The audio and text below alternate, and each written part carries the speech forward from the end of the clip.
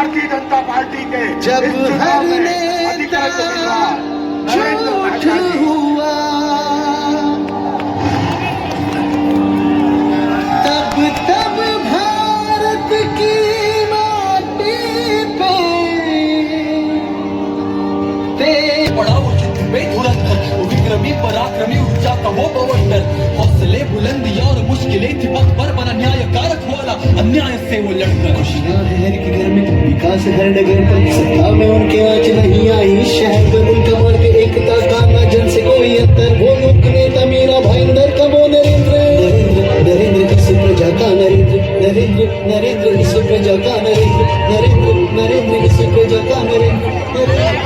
ओम प्रकाश जी, महत्वपूर्ण विकास कार्य आज तक कोई विधायक नहीं कर सका, श्री नरेंद्र मेहता जी।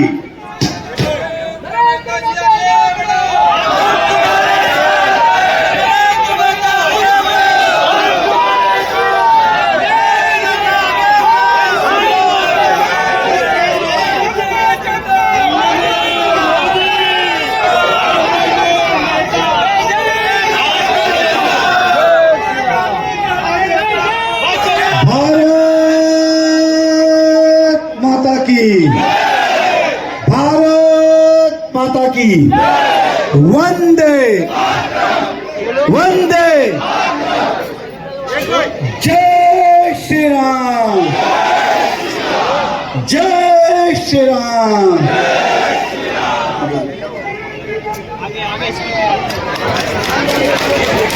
नहीं, चलिए, अनुपमा जी हमारे बीच में आज 13 तारीख को आएंगी। केंद्रीय पूर्व केंद्र बीच में उपस्थित है, जोरदार ताली के साथ स्वागत करें।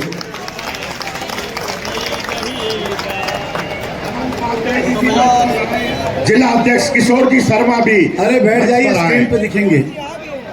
स्मृति ईरानी जी हमारा सौभाग्य अहोभाग्य, देश की प्रखर मुखर वक्ता, उप केंद्रीय मंत्री, भारतीय जनता पार्टी महिला मोर्चा की पूर्व राष्ट्रीय अध्यक्ष, एक प्रभावशाली वक्ता, राजनीति में एक महिला हस्ताक्षर, प्रभावशाली प्रखर मुखर, आदरणीय नरेंद्र मेहता जी।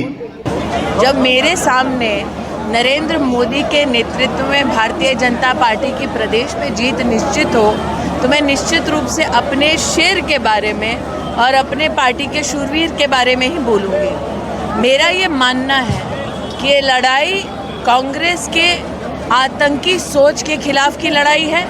ये लड़ाई विकास के लिए एक बार फिर जो प्रतिबद्ध परिवार हैं उनके लिए हम लड़ाई लड़ रहे हैं।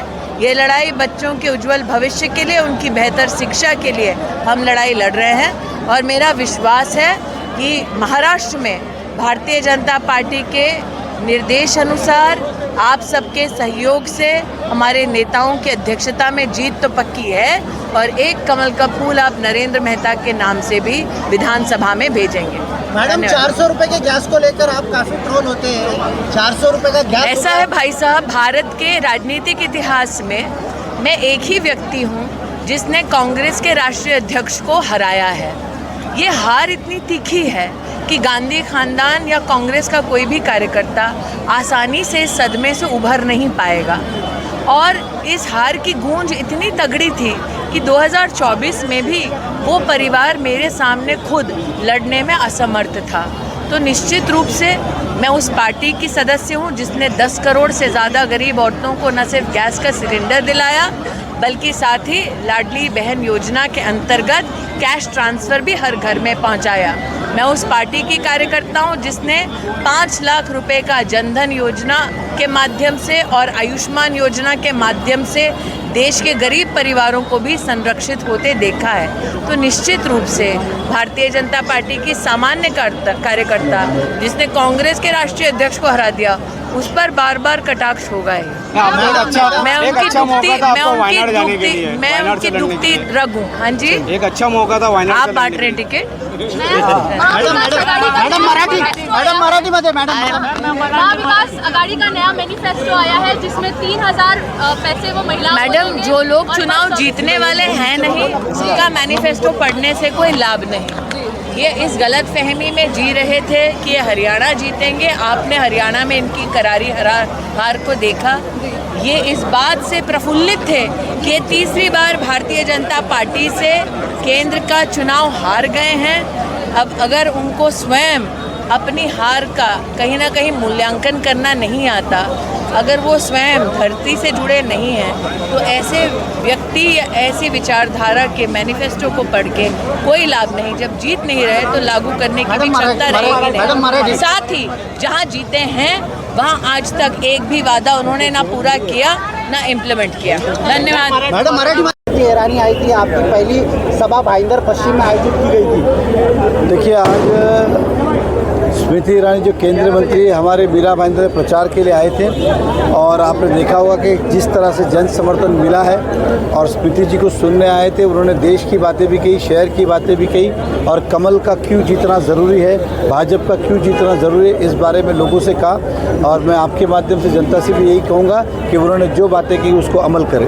नेता साहब, आपने भी अपने भाषण में बताया कि पिछले वर्ष 2019 में वो आपके प्रचार के लिए नहीं आए थे, तो कहीं ना कहीं आपको उनका नुकसान उठाना पड़ा। अभी क्या कहेंगे आप? देखिए, हर एक के जीवन में लकी चाम कुछ होता है।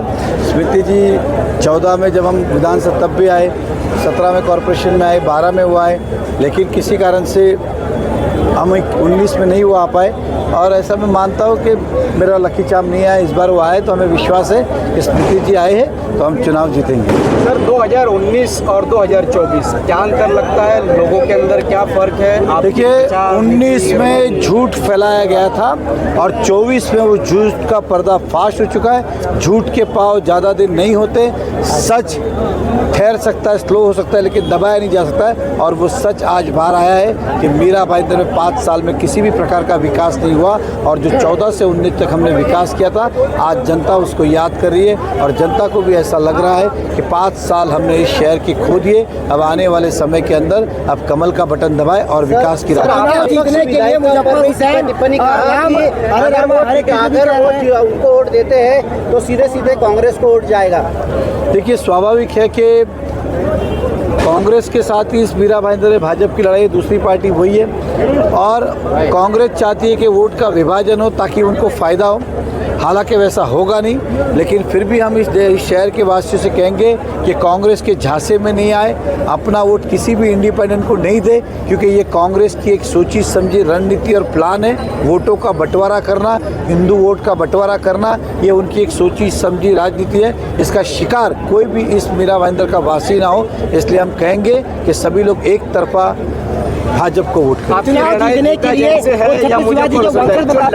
मंदिर में जाते हैं, हमारी लड़ाई कांग्रेस से है, और वो जो मंदिर जाते वो दिखावे के लिए करते।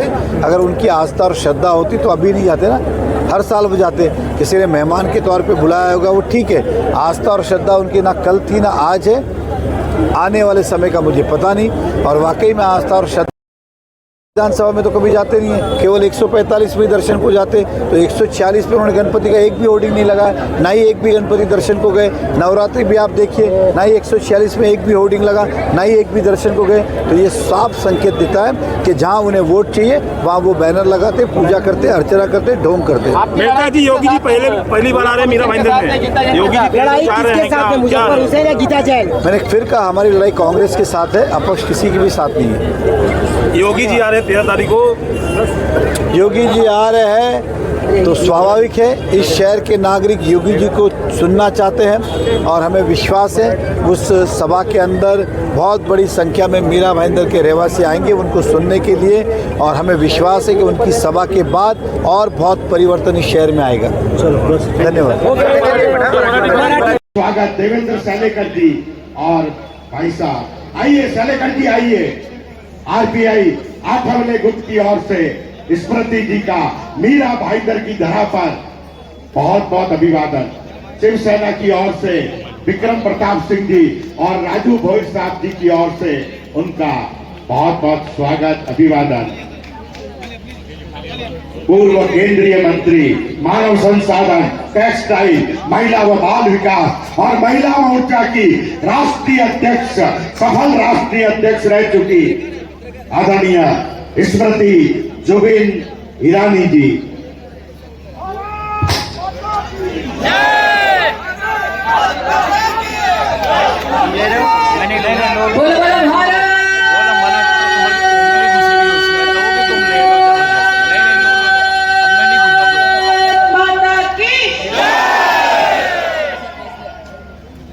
जिस क्षेत्र के नाम से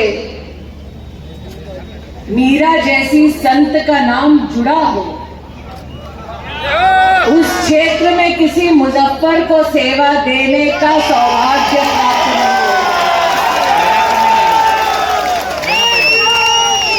हो। जिस क्षेत्र में हर गली, हर घर, हर मोहल्ले से जय घोष हो प्रभु राम का, उस गली, उस मोहल्ले में मुजफ्फर का तेज कभी दिखाई नहीं देगा। आज माहौल कुछ ऐसा कि शिव भक्त बन गए। आज माहौल कुछ ऐसा